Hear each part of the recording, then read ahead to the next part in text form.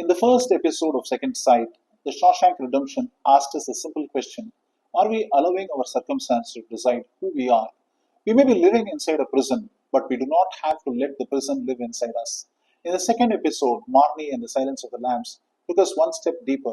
They asked whether the person we call me is still being shaped by things that happened many years ago.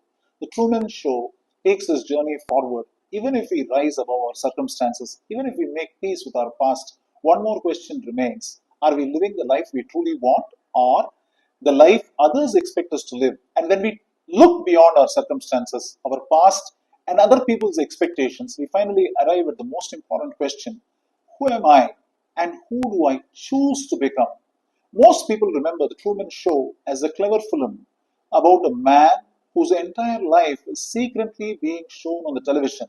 I remember something else. I remember watching a man slowly discover that the life he called his own had been written by somebody else. His town, his job, his marriage, his friendships, even his fears. Everything had been carefully created for him. And yet, Truman did not know that he was acting in someone else's story. He believed he was simply living. Truman Burbank lives in a beautiful town called Sea Haven. The streets are clean, the neighbors are friendly, every day seems almost perfect, but Sea Haven is not really a town. It is a giant television set.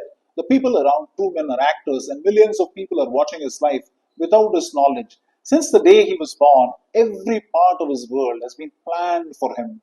Truman appears free, but he is only free inside a world created by someone else. What keeps Truman inside Sea Haven is not a locked door, it is fear. As a child, he is made afraid of the sea. Whenever he dreams of traveling, someone gives him a reason to stay. His fears feel personal, his choices feel natural, but they've been carefully shaped to keep him where he is. And that left me wondering how much of the life I confidently call my life did I truly choose, and how much of it did I simply accept because it was chosen for me. Perhaps all of us grow up inside a smaller version of Sea Haven, not a television set, but a world filled with expectations. Our families may tell us what success should look like, our schools may tell us what intelligence looks like, our workplaces may tell us which ambitions are worth having, society may tell us what to achieve, what to own, and who to become. Many of these messages may come from love. Some may even guide us well, but if we never question them, we may spend our lives following a script without realizing that we did not write it. Slowly, Truman begins to notice that something is wrong. A light falls from the sky. People repeat the same movements. The radio seems to know where he is going. For the first time, Truman notices the difference between what he has been told and what he can see. His world has not suddenly become false, it was always false. What has changed is that Truman has started paying attention. Once he begins asking questions, everyone around him tries to make him comfortable again.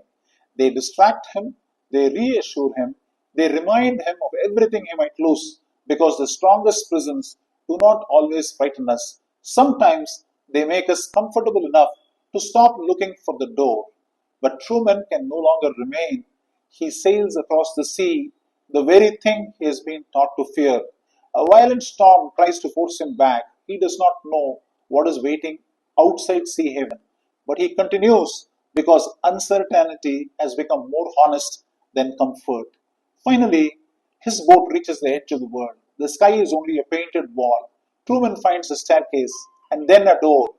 Behind him is everything he has ever known. In front of him is a life he has never seen. For the first time, nobody can tell him what happens next. And perhaps that is the moment Truman truly becomes himself. Not when he discovers that his world is false, but when he chooses to walk into a future that nobody else has written for him.